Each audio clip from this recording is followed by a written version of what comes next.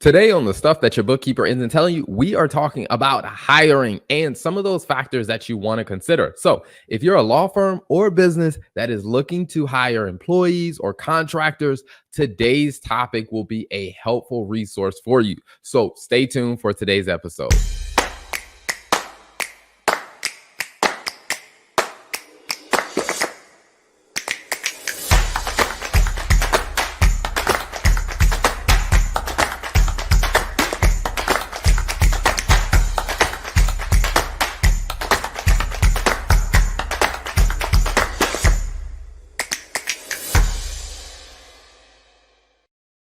So, welcome back to the show, and I want to welcome in the co-host of the show, Lola Turner.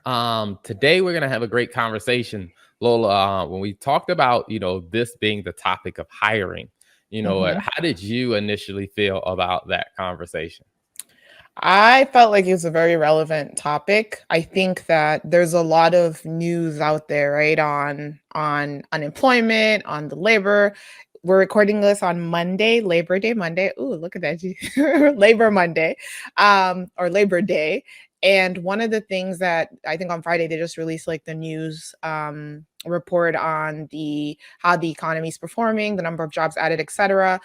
There's also, Terrell, you and I have been talking about this, the discussion about the minimum wage increase. So I think this is a very relevant topic, especially because from our perspective on the stuff your bookkeeper isn't telling you show, we focus on helping you understand, like, not just, hey, this is what's on the news and this is what's coming out, but really, how do you take that information and how does that apply to your business? So I'm excited to talk about it.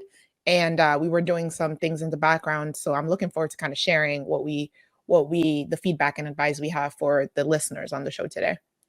I think that brings up a very important point because it seems like these days politicians are constantly talking about labor wages. They're talking about, whether it's a livable wage, whether it's talking about Mhm. increase in minimum wage, whether it's talking about the benefit of unions, and whether it's talking about, just workforce. And, one of the things that I think is interesting, and we can talk a little bit more about this, is when a lot of business owners and law firm owners are hearing things about like, hey, the unemployment rate is the lowest it's ever been.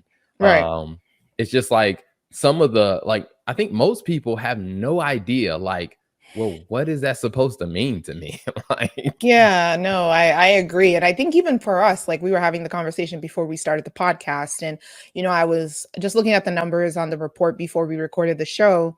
And it said, hey, unemployment is down 3.5, or the unemployment rate as of August is at 3.7%. And, we're 0.2%, a little bit higher than what we did in July. But as of July, it was like, I think they said it, this is the lowest it's been in the last 20 years. And I remember like I brought that to you, and Terrell was like, the math person in you is just like, okay, but compared to what though? Like, and I think that is always the interesting factor. Sometimes the news will share these numbers and you're like, okay, the lowest it's been in 20 years. Like, that's such a great headline. But in reality, like, what does that really mean when you look at the numbers behind those percentages, right? And so, like, what were some of the things that we found, Terrell, that I thought was very interesting? And I'm like, this is kind of important to understand when you're looking at these numbers. yeah, I mean, I think one of the things if you're looking at unemployment, some people then start asking questions like, okay, what does the job participation rate look? When you Hmm. look at, hey, the number of people in the population that are actually trying to get a job, because Right. I do think oftentimes like that unemployment number, it's a little misleading about what that means, because it Right. doesn't mean like, hey, the total number of people who don't have jobs. Right. It is more of the number of people who are actively looking for jobs that don't have one. Yeah. And then when you look at job participation and you see, well, I think, we were just looking at purely based on the numbers, from the job participation, it was something like, 7+ million people that used to be looking for a job are just, they're based on the stats, they're not looking anymore. So it's just like, should they be considered part of that unemployment population or what? And I think different things like that become very interesting to the subject matter. Yeah, and I think it's always one of the things I learned from our conversation and my takeaway is it's always good, and I think it's always good to take a look at the what the numbers behind mean, right? And I think for us as accountants and even firms, a firm is one number can be it's kind of like it reminds me of some conversations about like, hey, the number you can tell whatever story you want to tell with numbers, right? You can tell the story of, hey, like even when you look at your revenue, like for example, I can say, hey, my revenue was lower compared to prior year, but hey, higher quarter over quarter. Like depending on how you want to tell the story, there's always a way to make it look better than it really is or look worse than it really is. And so I think as a business owner, as a law firm, like where you need to pay attention to is more importantly, like what does this number mean for me? So like for example, like Terrell, you said with the unemployment rate, like if we hadn't had a conversation about it and said, okay, the baseline of 20 years ago is completely different because you have, I think it was like what, 17 million people that have like either joined or exited the labor force or that are considered in the Mhm. employable number, and then you have the number of people that are looking for jobs has also gone down. So all of those are important. When someone just comes and tells you, hey, your percentage is going down, like you have to really be able to kind of understand the why and the what behind the numbers.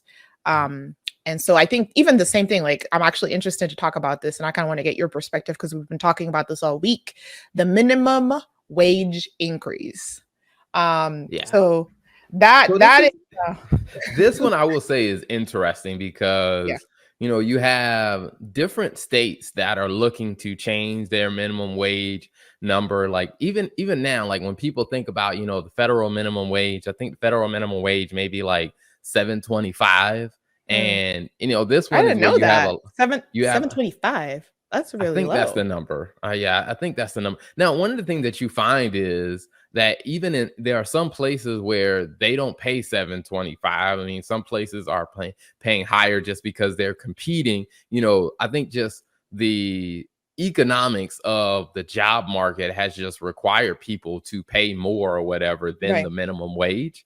right. Now there are some places that are paying the minimum wage, like a lot of your small mom and pop restaurants and stuff like that. A lot of them are paying the minimum wage, and when you look at the numbers of their business, like they can't afford to do much more than that for some of these mom and pop restaurants when I've Right. looked at their numbers.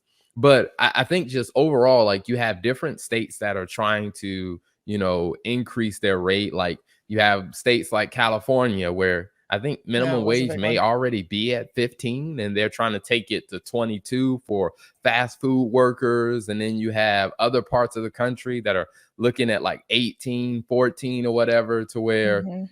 like when you see a lot of that, I think the immediate thing for people is to then have a feeling about, well, these people need to go get a job, or hey, well, these people should be paid more. And I think a lot of people get into those conversations, but I think as Right. a business owner, you have to look at it from the perspective of running a business. Like, what does this mean for how I'm going to, Exactly. whether I agree or I disagree, I Right. still have to think through, hey, what does this mean for my business? And like, how do I move forward in light of, hey, what this number is going to be or could be? Yeah, and I think my favorite phrase in this moment, which I love to say this, is men lie, women lie, the numbers don't lie. Okay. So regardless of how you feel about the push for California to increase the minimum wage, the unemployment rate, the fact that, kind of I think the push in the media has been, hey, people have more options, one, and then two, it's people are paying more. Like for example, I think it was McDonald's that started offerings for some of the roles, they offer health benefits, right? So like people are competing to get talent and to employ people. And so regardless of how you feel, it really just comes down to how does your business need to adjust to be able to be competitive in this market. And I think it really comes down to really taking a step back and understanding what exactly your business needs in terms of hiring. And then more importantly, like a strategy to go about doing that, which Mhm. I think is so important. Yeah, because I do think, you have that dynamic of when it comes down to compensation. It's Mhm. there are some businesses that are operating on very tight margins.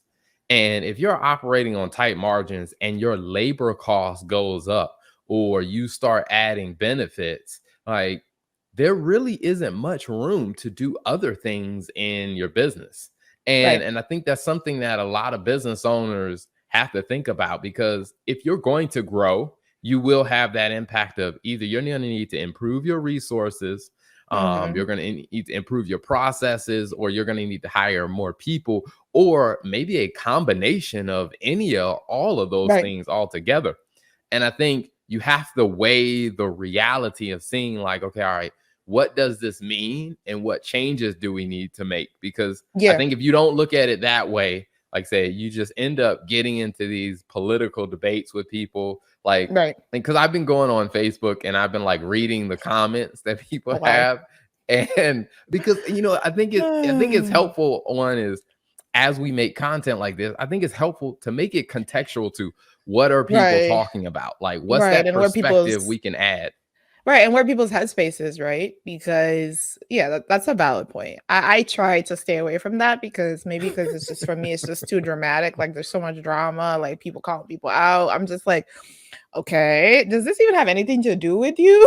So it's always interesting to see. But that's a valid point. I think, being able to tailor the content for our audience is important. Yeah, I mean, because I do think that a lot of times, I mean, and we're living in this time now where, and we'll probably have another episode conversation about it, where we talk about, just decision making in light Mm, of all these things going on, whether it's, ESG standards, whether, it is things coming down to like minimum wage, whether it's things that the different laws that impact, all of these different factors. I think some to a certain extent, my personal opinion, I think politicians want you to care about the political nature of these things. right. Whereas, and even with a lot of like media outlets, they want you to care about those topics in a way that draws your attention to them and what they're doing.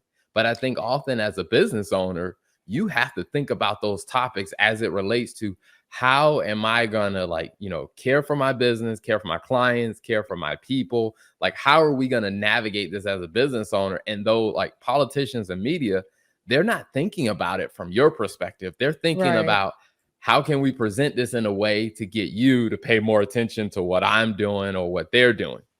Yeah, and I think ultimately I would say I've seen a lot of situations where when things are announced like this, like minimum wage, increasing, unemployment going down and people having more options, oftentimes the default response a lot of times is fear, right? What does this mean for my business? Oh my gosh, I'm gonna have to pay people more, especially if you have a service-based business, right? Like where people can, like we were talking about this, and I'm excited to kind of show that comparison, but like where people have options and they can choose whether they want to do A or do B. But essentially, I think it's important to come back to the question of what do the numbers say, right? Step out of the fear and understand what the numbers are telling you. So I think a lot of times, even in situations like this, for example, with a minimum wage, people might be like, well, I'm kind of reluctant to hire now because I don't know what the market is going to look like, or prices are going up, or cost is going up to hire employees. So I don't want to hire quite yet. But if you wait too long, there's impacts to your business, right? Versus if you make an informed decision and look at the numbers and say, hey, this is what I need to look at before you make that decision. Completely different space, versus just not taking action because you're afraid. Yeah, I mean, I think that is very true, because I think Yeah. when you start to look at the numbers, it may give you a different perspective. And I'm not gonna Right. lie, sometimes when you look at the numbers, it may make you a little more nervous. Yeah, But because I think the one, but I mean, but I think the good thing with that though is you know how to act because yeah, sometimes the numbers are not as bad as you think they are, right? Like sometimes the numbers are not, like, for example, it's not an end all for your business. You mhm, might just need to re strategize how you're doing things. And I think for me, I feel like it's better to know. Even if it's bad, it's better to know than not to know at all because I think that's the strategy. It just causes more anxiety. Personally, mhm. for me, when I don't know the numbers, I don't know something, like you can, for your for your benefit, and I say that in quotation mark, you might be like, I'm just going to avoid this. I'm not going to look at it. I'm not going to think about it. But you're thinking about it. It's coming to your mind. It's causing more anxiety. So just put the numbers down on paper and just have a conversation about it. But No, yeah, I totally agree because I mean I am a huge fan of that approach of even if the numbers are bad or even if the numbers will in the short term bring a little bit more anxiety, let's be honest with ourselves. Let's take a look at them and let's start to ask ourselves some different questions. right. For example, I'll share some numbers of some like when it comes down to like certain law, we work with a lot of law firms and service-based businesses. So I'll share some numbers and what I'm sharing is these are different common positions that these type of companies hire. We did Mhm. some looked online looking at some market research or just looking at salary ranges for what the salary if you hire this person full time you divide it by the number of let's say working hours in a year which gets you down to like what an hourly rate would look like. And then in the last column, what for those that are listening to the podcast, what's happening in the last column is that I'm saying, okay, all right, what's the monthly cost plus the portion of taxes that the employer has to pay? And one of I'll the add things that this you to I'll also add this to the show notes as a link on PDF okay, so people can access it. Yeah. perfect. So one of the things that that jumps out to me is, let's say for example, if you're a firm and you're hiring a paralegal, well, if you're used to paying a paralegal, $45,000 a year, well, $45,000 a year translated into an hourly rate is 21.60 an hour. Now, Listen. if you're in California and the minimum wage for working fast food is $22 an hour, like now that paralegal is sitting back making, maybe looking at this differently. At a paralegal who doesn't have the aim of saying like, hey, I eventually want to become a lawyer myself or go Right. to law Right. school or hey, Right. I just really want to work if they're there to say, hey, I took this job because it's a job I can do and it pays well. Well, when there are other jobs where the minimum wage is $22 an hour, they may be looking and considering making a different decision then, because purely just looking at the numbers, it's just like, hey, fast food is an opportunity to give them, or even if it's not fast food, it's just some other type of job that pays minimum wage. It now gives them a potential to make just as much or maybe even a little bit more money doing that job as opposed to, the paralegal job that they were doing for you. Yeah, and one of the things I'm actually looking at is like $45,000 salary in California. Listen, whew, that's tight. Yeah. That is really tight. And I was just looking at the average, like it's like for California specifically between 53 and $84,000 per year for a paralegal is what the salary estimate is. So if you put And let's 84 just how much? grand, so it's between 54 and $84,000 for a paralegal in California. So your average paralegal is probably going to fall somewhere in the middle of that. So like, let's say what, like around 70s, Yeah, 70ish, it's a 65 grand. 65. All right. So it's like $31 in California, I guess, Mm-hmm. would be the hourly rate compared to $20. So there's a good I guess a good gap there, but I know one of the things that people have been saying and what I've been reading in the news is California, which I don't know why. I mean, no offense, California. California is usually the trendsetter when it comes to labor wages. So, like when California sets $21 an hour, there are going to be similar states, like maybe Illinois or stuff like that, that will try to follow suit and set. It might not be $21, but it could be relatively close. And so, the question I think is to ask yourself is, how much of a gap do you have between a job, a technical job like a paralegal, and someone just going to work at McDonald's?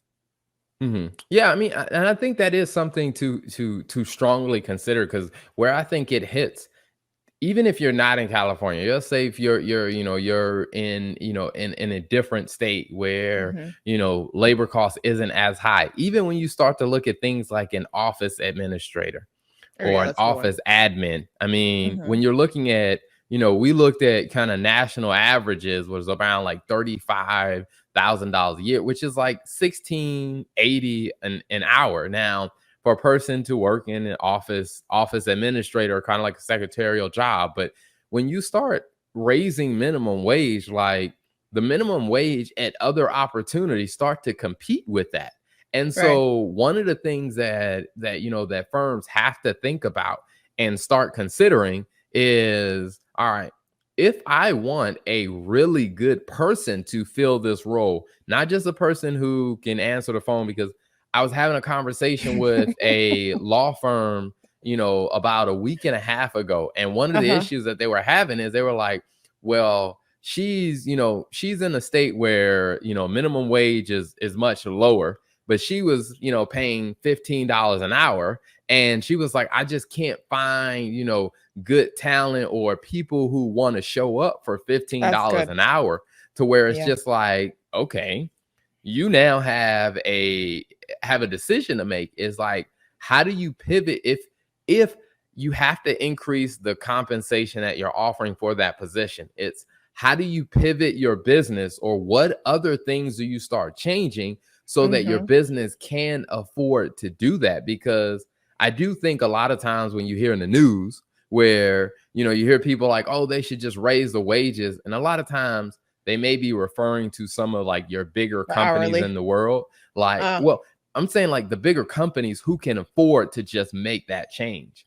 But if right. you're a smaller or medium-sized growing firm, like, you may not have the luxury of making that change. Like, because I've seen businesses that are doing, let's say, 750,000 a year. Like, Hmm. they may be doing 750, and or even up to like 1.5 million in revenue. But when you look at their margins, like, it's still pretty tight. Like, they Yeah. don't have the luxury of like these billion-dollar companies that just say, oh, we're just going to take a raise and it's going to cost the company like $200 million and we can absorb it. Where it's like, if you're a smaller business, like, that small change could have a big impact. Right, I agree. And I also think like it's also not roses. Like, I mean, just to be completely blunt, like when companies that are that large increase prices or increase salary or payments to their employees, like those stuff get reflected in the prices, right? So like Yeah. either way, somebody's paying for it. So I think it's one of those things where I think it's so important to look at the numbers. And like one of the things I was thinking about when you were talking, Terrell, is just the example of the lawyer that you were talking with who's like, at $15 an hour, like my options are just not the greatest. And I think one of the things you have to understand is quality, right? So the lower you pay, you might get a lower pool of quality candidates, and the higher you pay, at least it kind of helps.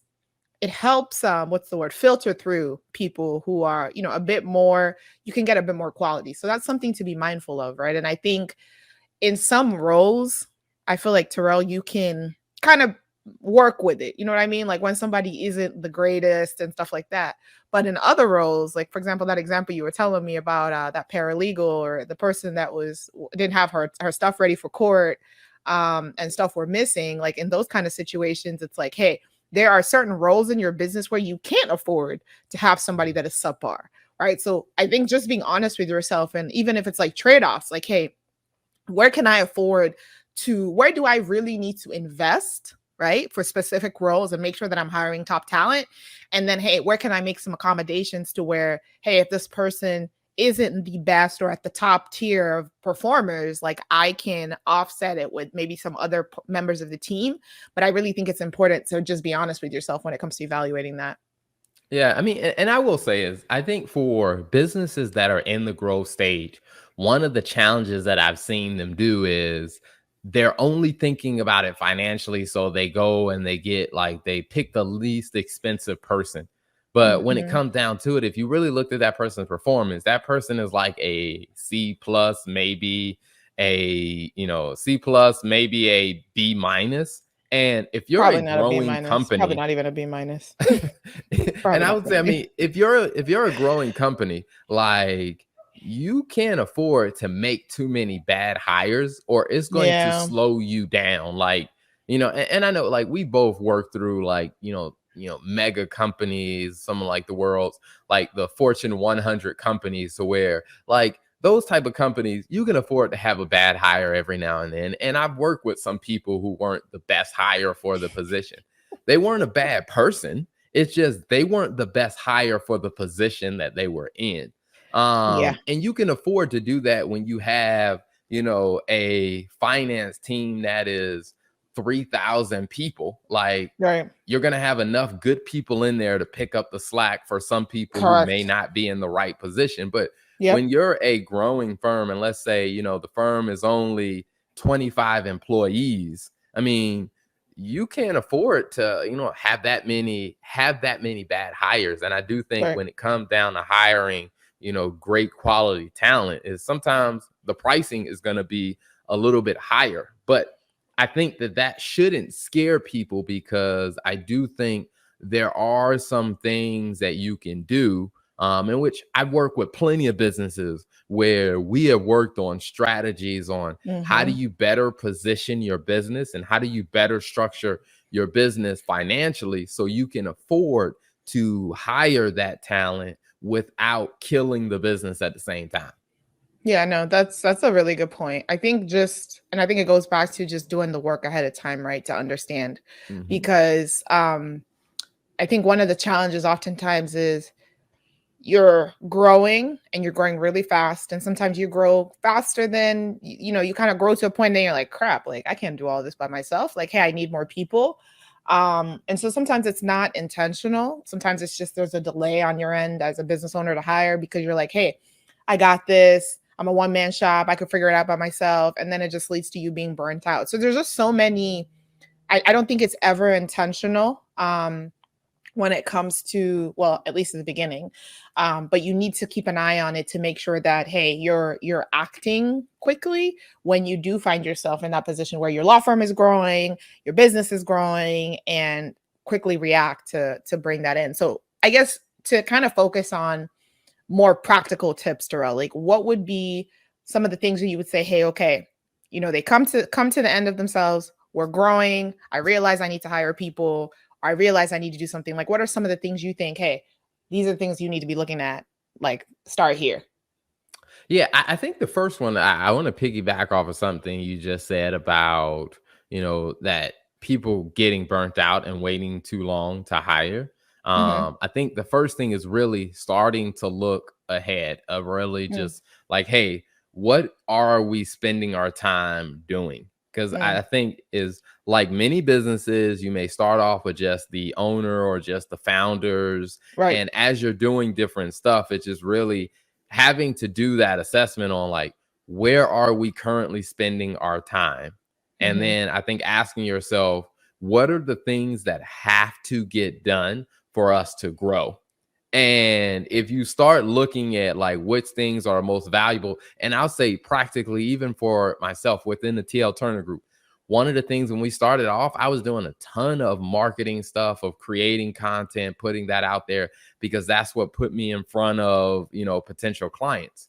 Well, when Hmm. potential clients started calling, and I had to like, okay, I can't keep doing all the stuff that I was doing around content, because now Right. I have to shift my attention to actually doing, the sales calls and stuff like that. So Hmm. one of the things we shifted to is, how do we get a virtual assistant that could do some of the stuff that I was doing Hmm. on the content piece, so that they can keep bringing more people into the pipeline that I would have people to have sales calls with. And I think as we started looking at that, practically what we did was we looked at it and said, okay, all right, how many leads do I need to make sure that we can cover the cost of this, this new virtual assistant? And because we do a lot of recurring work, and I was like, okay, all right, if we onboard 3 new clients, and they pay recurring monthly fees, Hmm. those client fees will cover the cost of this virtual assistant. Right. So within the first, I would say 60 days, we were able to get enough leads to close enough new deals to where now that new person we hired, their cost is covered, and they're continuing to do work that's sending more leads into the pipeline. Yes, I think that's one thing, right? So if I was to break them into 2 points, I would say the first thing is understanding, like, what is the role. I think after you define, or maybe 3 things. First, define what the responsibilities are that need to be done. And then once you define that, I think secondly would be have an understanding of these roles, which that I'm trying to hire for. Um, Understanding the revenue generation that comes with that, right? What kind of revenue is this going to help generate? Like in your case, Terrell, I think it was critical, right, to be able to have the sales calls to then close clients. So that way you weren't spending time on marketing. So that free time allowed you to be able to do that. And then I would say, I think the third thing is, hey, the recurring pipeline of sales to be able to sustain, to continue to pay this virtual assistant that we hired to do the work. So that's kind of, those are the three things that I would kind of break it down into. Is there anything that you would say? But I think we should go a little bit deeper into that one. So if we Which take a one? step back, I think into all three of them, because I think that there is a little bit more for people. So what was the first one that you mentioned in the list?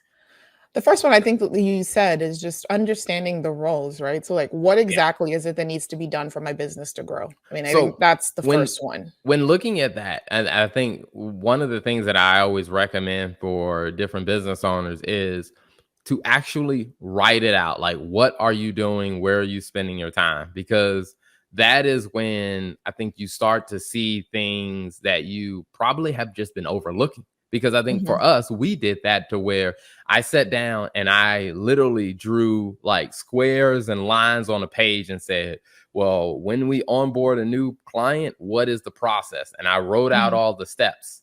And when we're releasing new content, what is the process? Write out the steps. And I think once you get a view of that picture of like what's involved, then Right. asking yourself, all right, who's doing what step? And I wrote it out. And one of the things that I realized is my name was attached to a lot of that stuff. And I Oh, was just like, okay, all right, that's who's doing it now. Who else on the team can do it so we can free up more of my time to do things like sales calls and stuff? And then when we started looking at that, that's where we came to the conclusion of we at the time we didn't have someone on the team that could already do it. So that's when we started looking and saying, well, we probably need to bring someone else additional on the team. We need to hire someone new. And what are the things that that person is going to do?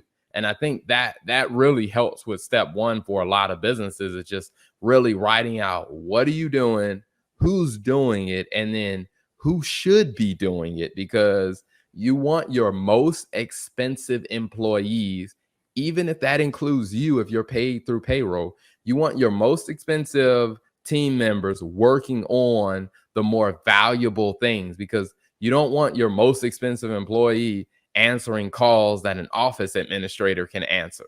You want them right. focused on more valuable work in the firm or in the business. Yeah, and I think the benefit also to that, the monetary benefit is once you have that mapped out, then you can basically have an understanding of, do you need to hire someone full time? Do you need to hire someone part time? Does this person need to be salary or can they be hourly? Like all of those things, like writing that down on paper helps you really evaluate that. Because, for example, when we went through the exercise the first time, we had hired an assistant and an admin to kind of help some of the things that we were doing. And then when we went and reviewed and revised it again as the business grew, we realized, hey, we need somebody full time instead of part time. Right. And so I think doing those things helps you really have kind of the numbers to back the decision that you're making, so you're not just saying, "Hey, I want to hire someone full time," and then you're not maximizing the person, and you've invested money in this, and it's not really generating a benefit. Or you hire someone and then you're understaffed because you didn't consider, hey, additional things and additional processes that were going to be added. So I think I would say that's probably the biggest financial benefit to making that list and going through those processes before you hire. Awesome. Now, what was the second point that you mentioned? The second point that I mentioned was the basically understanding what once you define what the person's role looks like their revenue generation. So like how much revenue is this person going to bring in? Or I guess in your case, how much revenue is this person doing this job going to allow whoever was handling this role to be able to generate. So Yeah. what's the So benefit, that the one, I financial think benefit that of one this? can be a little tricky, because I do think there are some people who are directly driving revenue, and Right. then there are some people who, may indirectly drive revenue to Yeah. where, let's say, for example, we take a law firm. A paralegal is typically going to do legal work that the firm can bill for. Now, if you're doing flat fee Mhm. arrangements, Mhm. every hour they spend is not something you bill for. So I think it can be a little tricky, but I think the overall thing that we started doing with that when we looked at our firm, it's like the person we needed to hire was on the marketing, which fed pipeline, which it eventually turned into leads, who could eventually turn into clients. And I Mhm. think if just having to do that is we had to take a step back and say, hey, if I add this person who is not directly, we're not billing clients directly for the work that they do, then I had Mhm. to take a step back and say, hey, well, if I'm doing sales and this person is helping feed the pipeline, I have to make sure, like, hey, are we going to see enough increase in the number of clients to cover the total cost of this whole marketing pipeline team? Like, how much are we spending there from, like, the ads we're doing,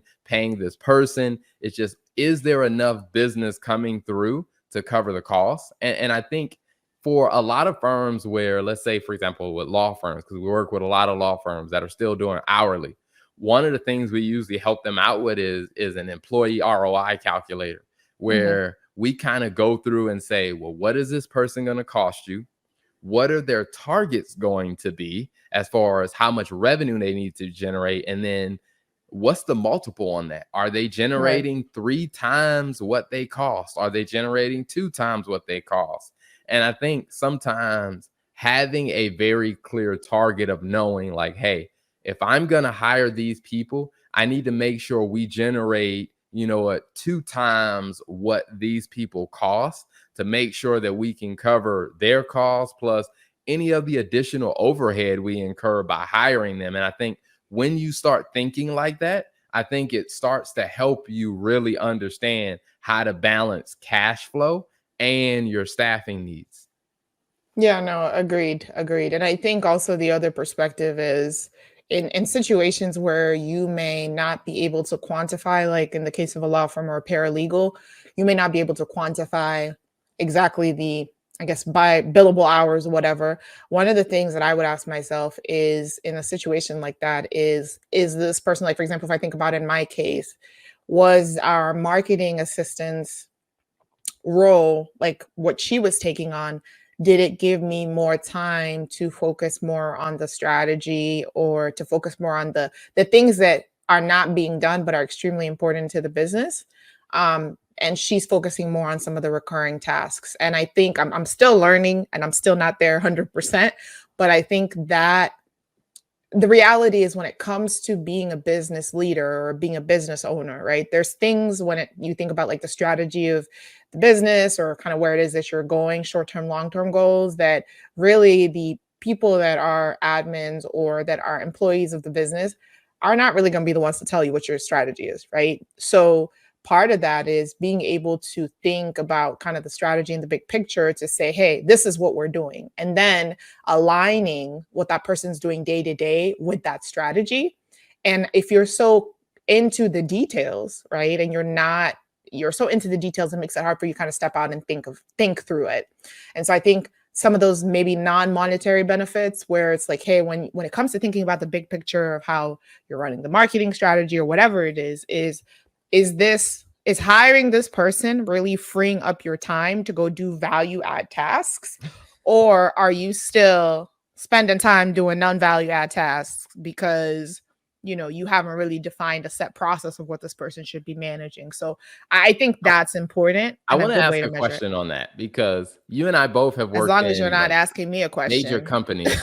Like, you and I have both worked in major companies, and one Yeah. of the things that you will run into, like when we would do business cases, one of the things that I ran into a lot is, people say, "Oh, this is going to save us, 3 Oh. hours on the process."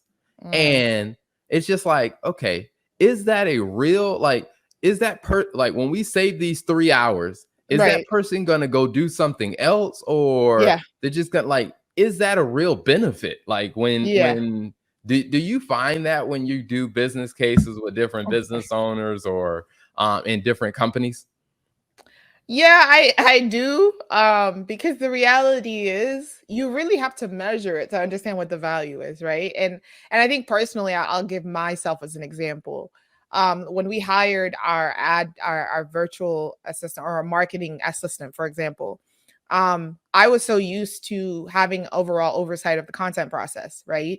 And it really took me some time, and I'm still not there, to step away from, hey, like, how this stuff gets edited and how this stuff is scheduled and all that, because hey, that's great, but you have somebody that you're paying that can kind of get it to a good enough level to where it might not be perfect or it might not be like you want it, but the reality of the situation is it doesn't need to be perfect. And so I think sometimes, to go back to your question, to answer your question directly, it's hard to unless you are measuring specifically, like you have KPIs or key performance indicators to say, okay, this is how we will determine if this has been beneficial or not.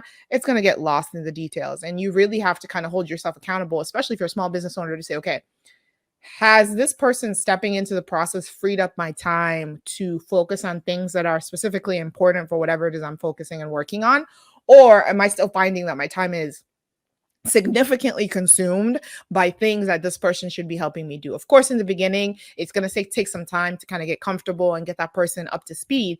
But after that point, you should be spending your time as a business owner focusing on kind of the big picture of things, and the places where, like I said, you're not hiring people to do those things. Those are things only you can do. And so does that answer your question? Yeah, I mean, and I was thinking about it from the perspective of, like, when we've done business cases, and let's say, someone says like, hey, this new process is gonna be a cost savings because it's gonna save us 3 hours, and like the person who's doing this won't have to do this because it'll get done.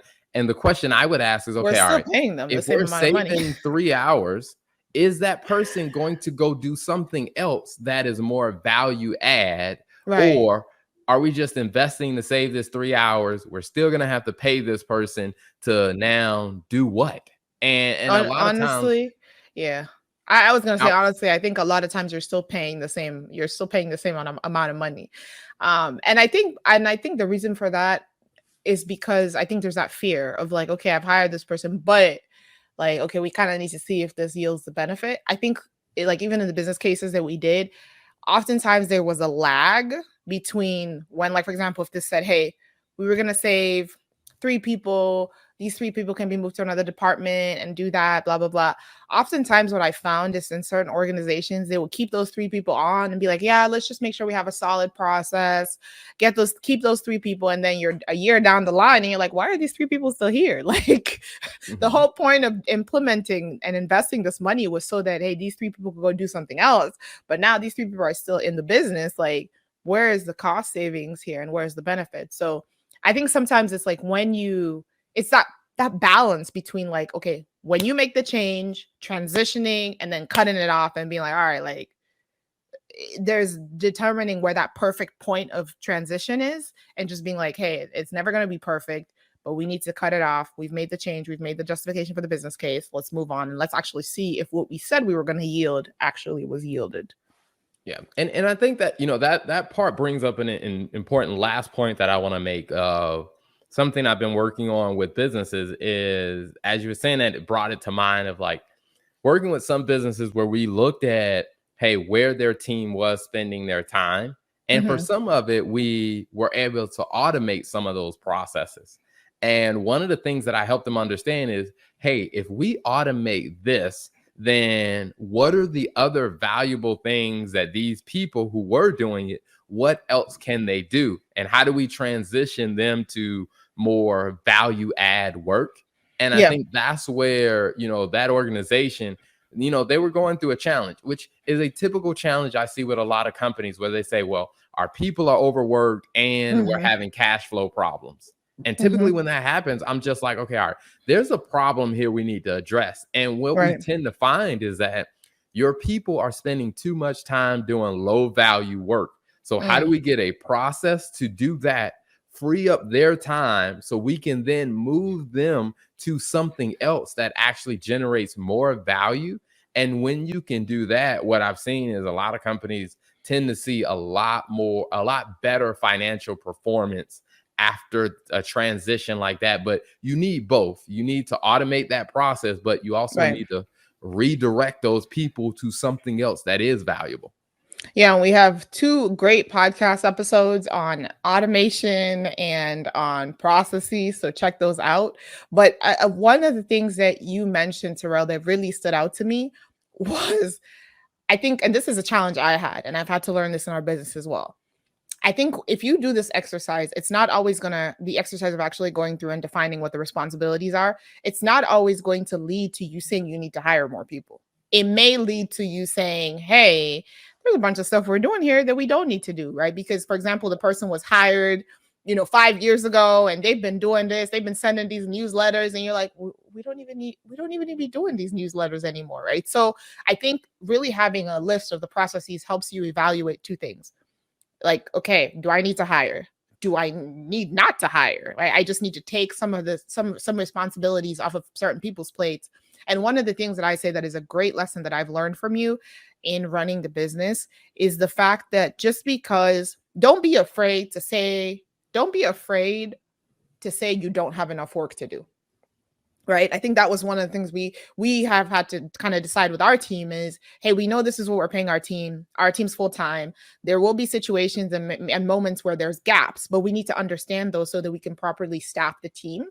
And I think most people are afraid, employees are afraid to be like, yeah, I don't really have a lot of work to do, because then it's like, okay, well, then you don't really need my role. But that's not the reality. As a business owner, you kind of have to think about that is, okay, evaluating your team's bandwidth doesn't necessarily mean that, hey, you're going to fire some people, but it's just how do you properly plan your team's workload to make sure that everyone's being used to their full capacity. And it might mean that it's not going to be like a straight shot where everyone has work all the time. And you just need to be comfortable with that. And so that's actually one thing that when you were talking, I thought about is it's not always going to lead to you firing people. It's not always going to lead to you hiring people. It may just need to be a reshuffle in the responsibilities. And now it's such a good idea for you to go through the process of listing those processes, like you said, Terrell, because then you have that informed decision to decide, should I be hiring people? Do I need to reduce my workforce based on my workload? Or do I just need to reshuffle responsibilities? And you can't do that until you actually go through the process of defining what people are doing. Absolutely. And like I said, and we'll probably have a different episode and conversation where we dive into that a little bit more, because I do think that is a good point. And it's one of those things that I've kind of established, at the TL Turner Group is like when we hire someone, when Mhm. you do that exercise, you may realize like, hey, we're paying this person for $40, 40 hours a week worth of Right. work, but they only have 30 hours worth of work to do. And it's not like, hey, we need to fire them immediately. It's just like, okay, all right. How do we work through that and make sure that we are balancing, them adding value as well as balancing, the cash flow that they're helping generate. And there's some unique ways of working through that and how we help our clients balance that. But that'll be for another discussion. But as always, thank you guys so much for tuning in. Until next time.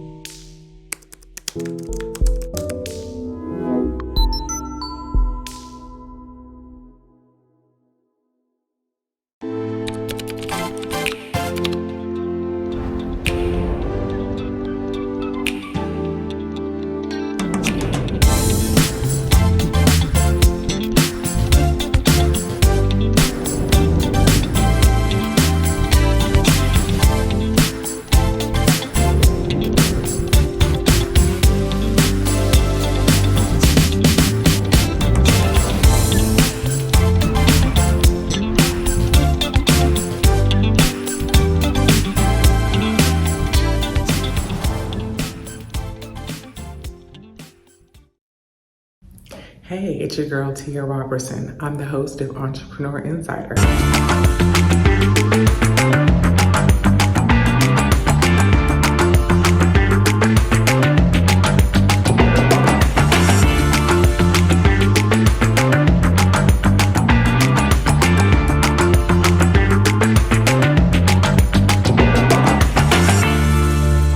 Right here on RETV every Thursday at 6 p.m. Eastern for entrepreneurs and news that you need to know about. See you there.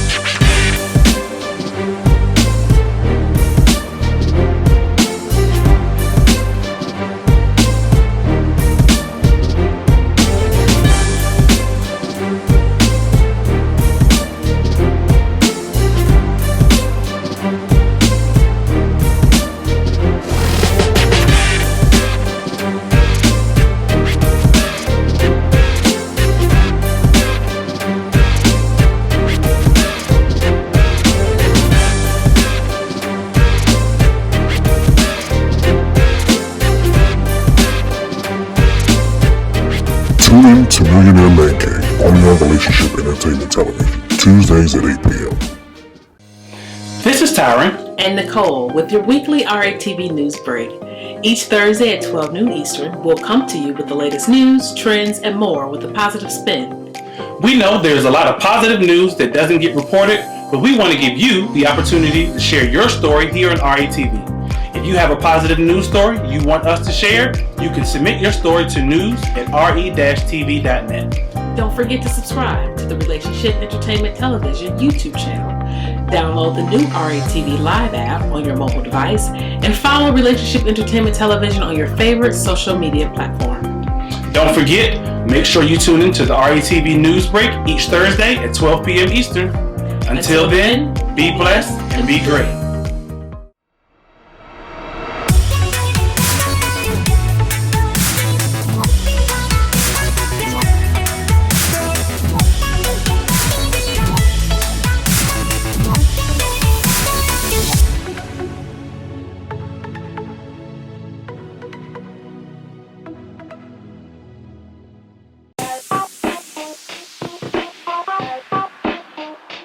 Welcome to What's Going On? My name is Demita Joe. Each Wednesday, you can find me here at 3 p.m. I'll be over here discussing different things that are going on and try to bring you a boost of positivity for your week because we all need this.